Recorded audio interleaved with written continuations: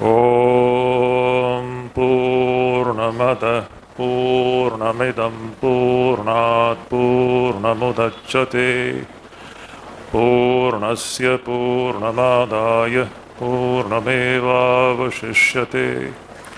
Om Shanti Shanti Shanti. Hari Om. Om Namo Brahmadibhyo Brahma Vidya Sampradaya Kartribhyo Vansharishibhyo Mahadbhyo Namo Gurubhyah. Om Shanti Shanti Shanti. Hari Om.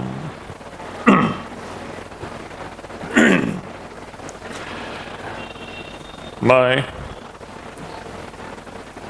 humble pranams to most revered President Maharaj, Srimad Swami Gautamanandaji Maharaj. My humble pranams to the General Secretary Maharaj, revered Swami Subbhidanandaji Maharaj.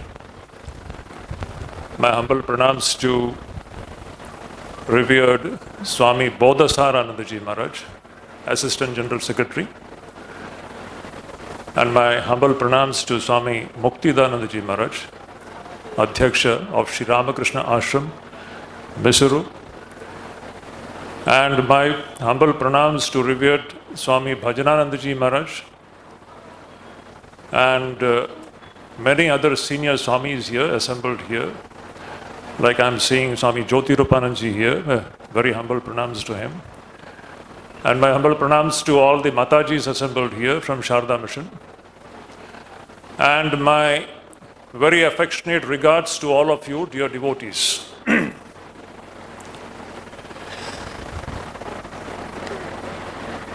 It is with unspeakable joy that I stand before you all today on this auspicious day of Sri Shankaracharya Jayanti to welcome you all to the inauguration of the new building of Advaita Ashrama.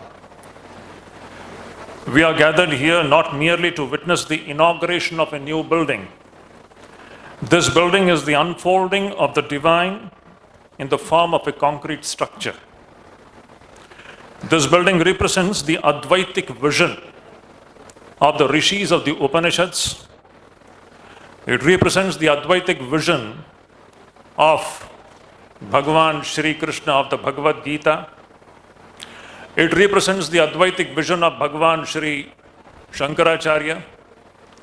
And it represents the Advaitic vision of Bhagavan Sri Ramakrishna and Swami Vivekananda. In short, it represents the immortal Brahma Vidya Parampara in its undiluted form. A little bit about the history of this great center. The history of Advaita Ashrama in brief is as follows. It can be looked at in 4 different phases. The first phase of Advaita Ashrama's history is from 1899 to 1920. We all know that this ashrama was started in Mayavati in 1899. And till 1920, this ashrama was functioning from Mayavati, and all the very important publications were brought out from Mayavati.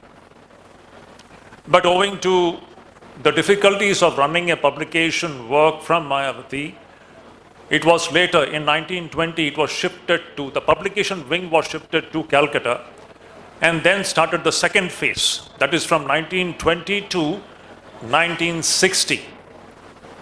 During this time, Advaita Ashrama shifted 3 different locations. First it came to College Street, then to Muktaram Babu Street, then to Wellington Lane, and finally it settled down at 5 Dehi Antili Road, which is the present this old structure here just behind this new building. And that happened in 1960.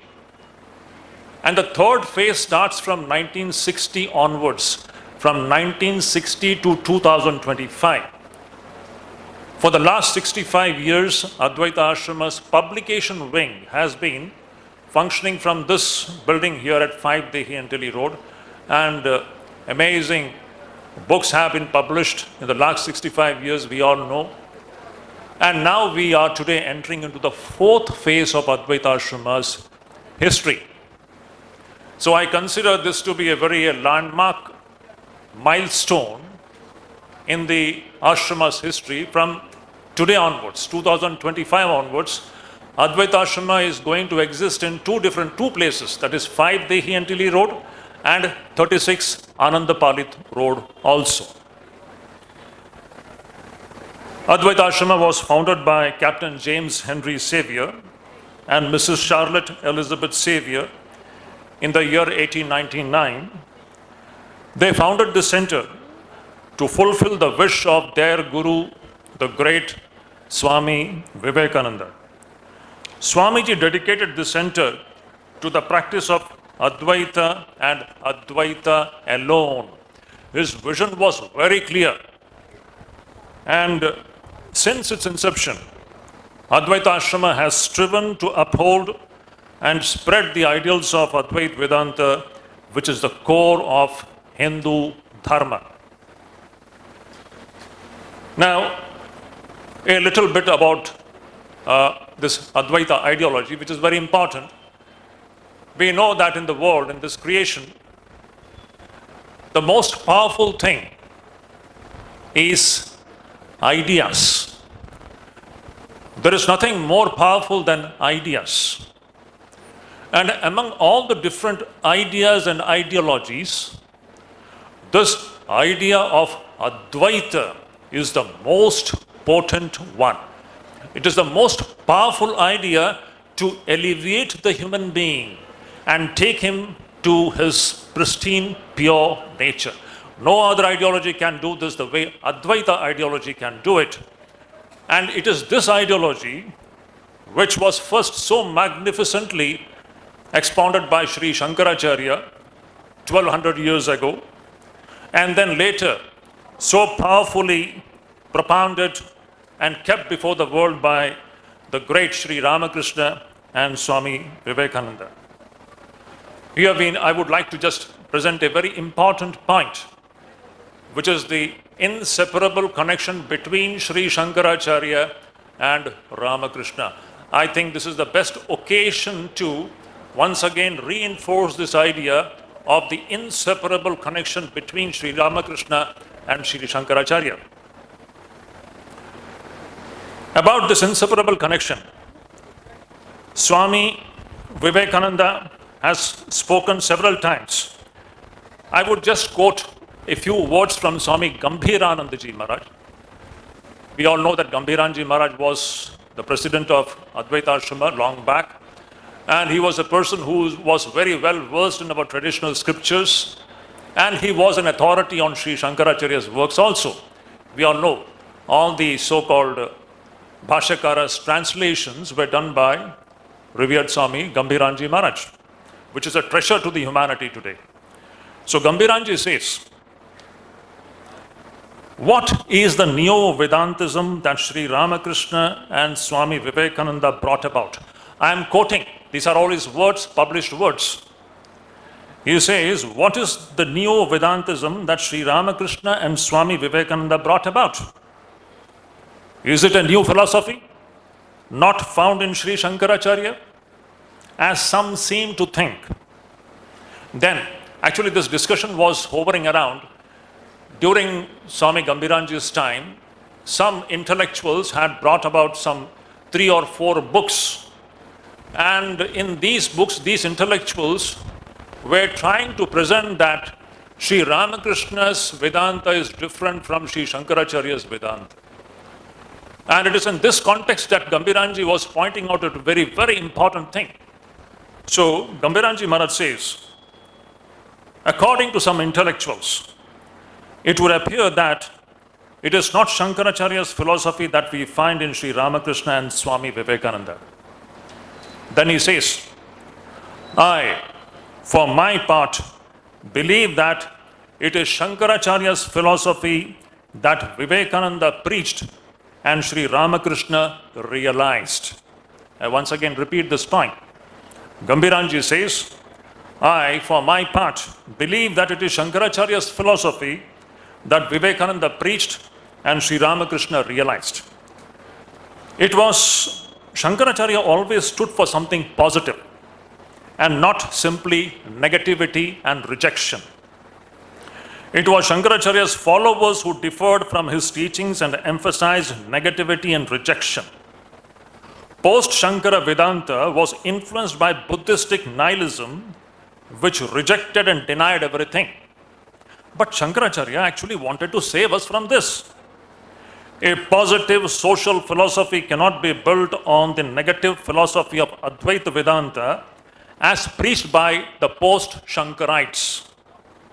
Shankara's philosophy in practice is a positive approach, and it is this positive approach is that which we find in Sri Ramakrishna and Vivekananda. Then Gambhiranji says, you see how Sri Ramakrishna, Swami Vivekananda and Shankaracharya found no difficulty in being in Advaita and also in the world at the same time. According to both, there is no conflict between bhakti and jnana. It is the Mayavadins who denied the existence of the world. And these Mayavadins, Buddhists, they were all Buddhists. But Shankaracharya was never that.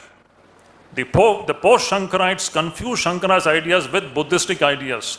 Swamiji has pointed out so often that all these troubles came to us because of imposing Buddhistic ideas on Shankaracharya. So this was Swami Gambhiranji's beautiful observation. Today is Shankaracharya's Jayanti, and we should know the inseparable connection between Sri Shankaracharya and Sri Ramakrishna.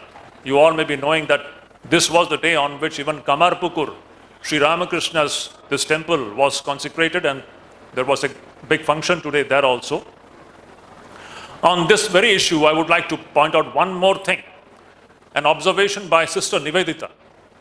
Sister Nivedita, showing this very connection between Sri Ramakrishna and Shankaracharya, she says, and we all know that Sister Nivedita was the product of Swami Vivekananda through and through. Whatever we find in Sister Nivedita's writings and her talks, we all know it is completely Vivekananda. What else? So she says in one place, if you take Shankaracharya's ideology and cover it with flesh and blood, you will get Sri Ramakrishna. I once again repeat, she says that if you take Shankaracharya's ideology and cover it with flesh and blood, you get Sri Ramakrishna.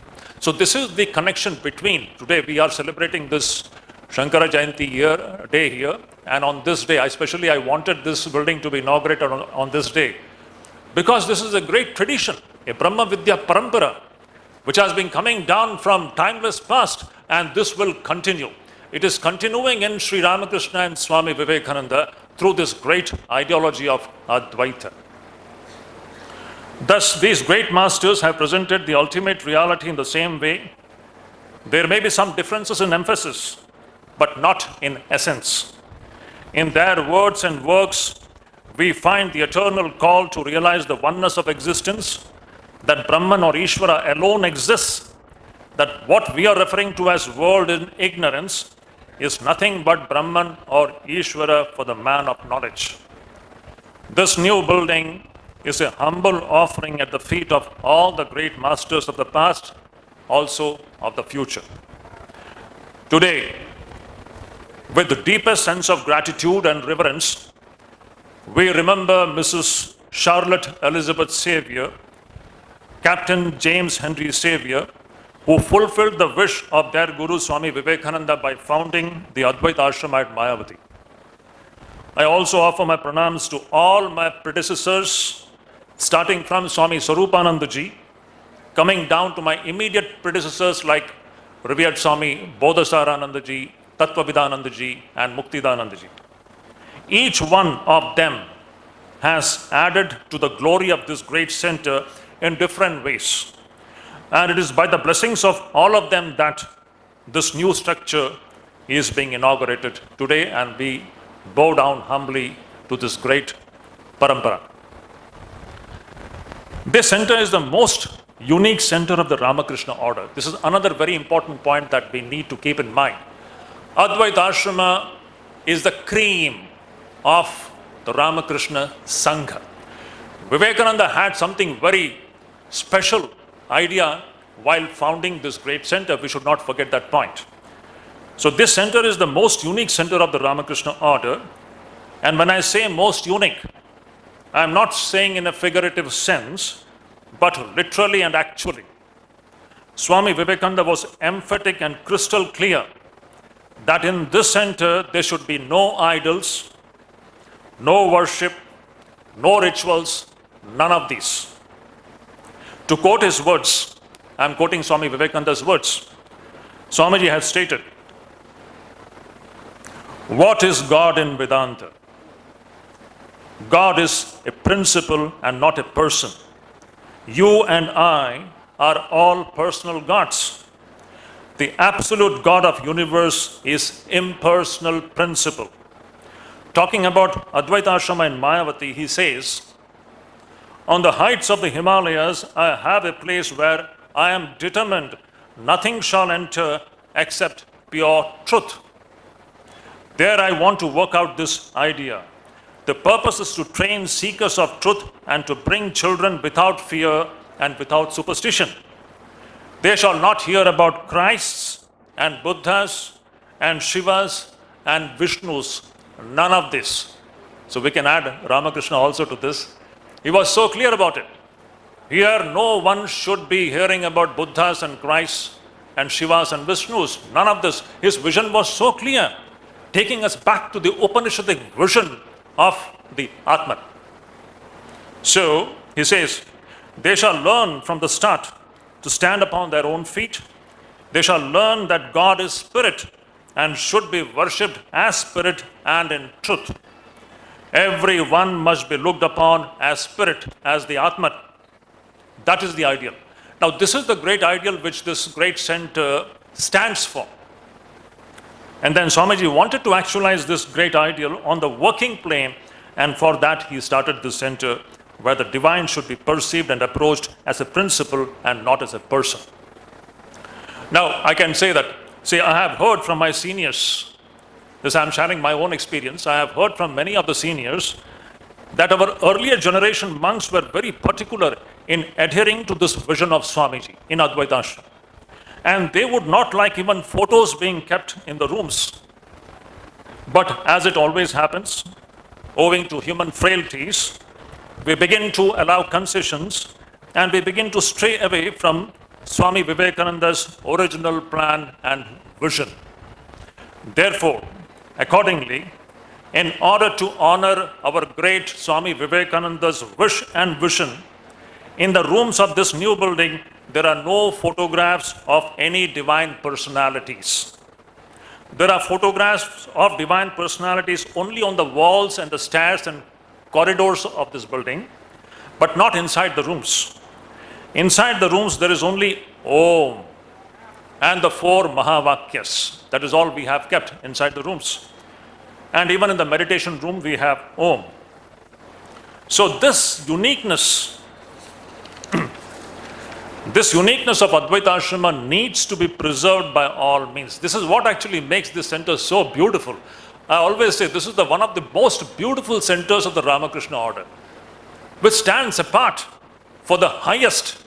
Yes, we may not be fully fit to put these things into practice, but Swami Vivekananda wanted us to raise ourselves by our own self and attempt to develop the Upanishadic vision of reality that everything is divine. And because of this reason and many other reasons, Advaita Ashrama today stands as a beacon for the future generations of humanity. Truth alone liberates. And Advaita Ashrama has been and will keep shedding the light of supreme truth for the well-being of the entire world. It is a center meant for Shravanam, Mananam, Nididhyasanam, and Seva. A center from where the timeless principles of Vedanta will continue to be studied, practiced, and preached. On this special occasion, I need to speak a few words about my immediate predecessors, a little bit about the history of this very place.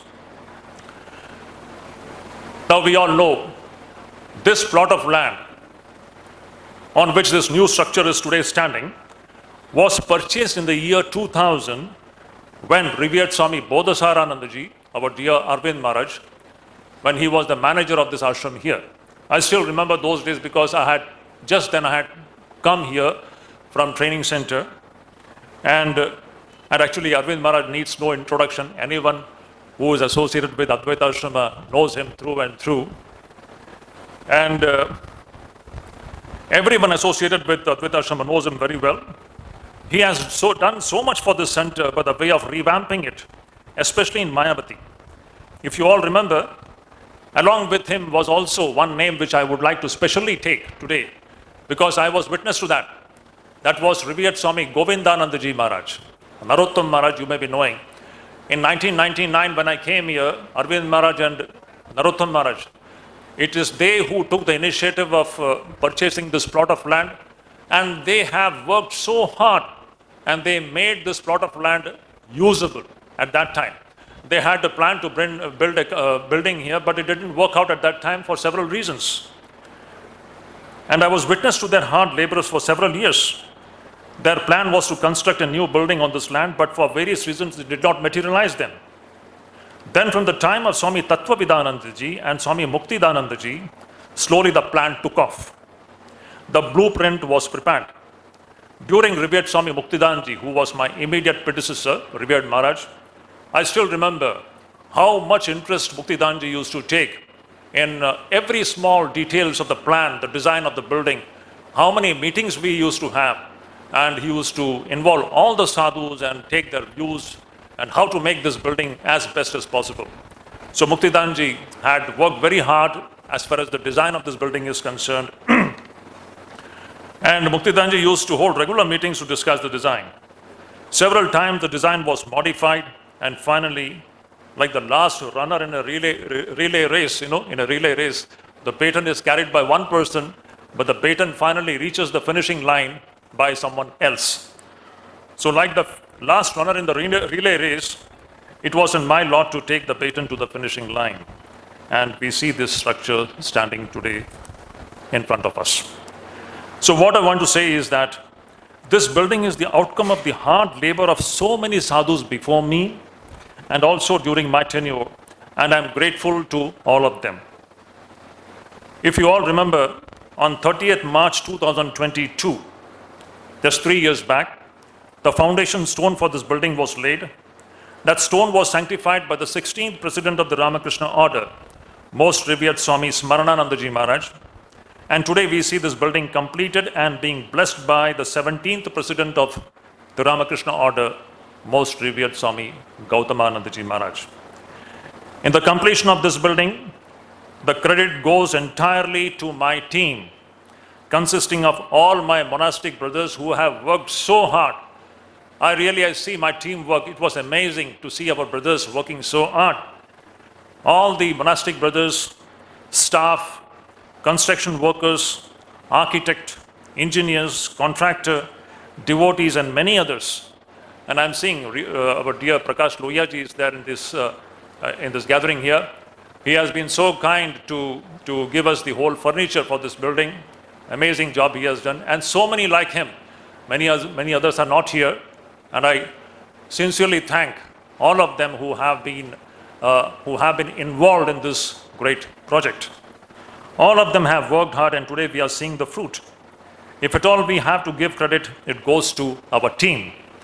I especially thank Swami Atma Mayanandaji, revered Pradut Maharaj, who has overseen this entire project in spite of his advanced age and different physical ailments.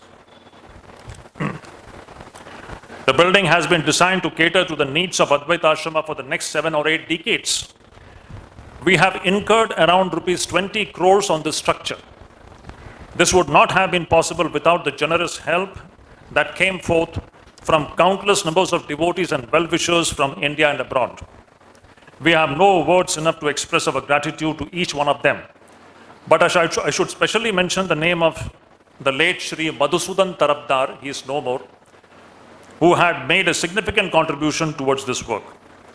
I also take this opportunity to state that we have one more building to complete. This is just for your information. This is just half of the project. There is one more building to be completed, and the estimated cost of that building is going to be around 25 crore rupees. So that will be the second phase of our construction project. In that proposed building, we have planned to have a public library, a research and development wing meant to create new and socially relevant content, a floor dedicated to youth development activities, a 400-seat auditorium, a meditation hall for public, and the administrative block. We are sure that to complete the second phase of construction work, the help will come from all the corners of the world. After all, this is in furtherance of the vision of the great Swami Vivekananda. I earnestly appeal to everyone, even those who are watching this program online through YouTube, to come forward and lend a helping hand to the extent possible. Today the world knows Swami Vivekananda. They know the ideas of Swami Vivekananda. But there is one question. How did the world come to know about Vivekananda and his ideas? It has been through Advaita Ashrama, which has been publishing Vivekananda's ideas for the last 125 years. Today, everyone talks about Swami Vivekananda, from the Prime Minister of the country to every nationalist, nation builder. Everyone quotes Swami Vivekananda. But how did they come to know about it? They have come to know about it from the books published by this great center, and this work has been going in utter silence. That is the great contribution of Advaita Ashrama to the modern world. So, today as we consecrate this new edifice, let us also rededicate ourselves to the ideal that Swami Vivekananda presented before all of us. And that ideal is, this human life is meant for what? It is meant for Atmano Mokshartham Jagat Hitayacha. It is meant for one's own liberation and for the good of the world. This is the greatest picture of a human life that we can imagine about. A human life which is dedicated to self-realization as well as meant for the good of everyone. May this ashrama continue to exist and bring about social and spiritual transformation of human society. And may the blessings of the rishis of the Upanishads, blessings of Sri Krishna, blessings of Sri Shankaracharya, and blessings of Thakur Ma and Swamiji ever shower upon everyone. Once again, I warmly welcome each one of you to this very auspicious occasion. And once again, my humble pranams to all the sadhus assembled here, especially to the most revered President Maharaj, General Secretary Maharaj, Bodhasaranji, Muktidanji, and all the senior sadhus. It really gives a great joy to see so many sadhus assembled here. It's your blessings which is going to really take the form of great work which is going to come in the future. Pranams. Hari Om Tat Sat.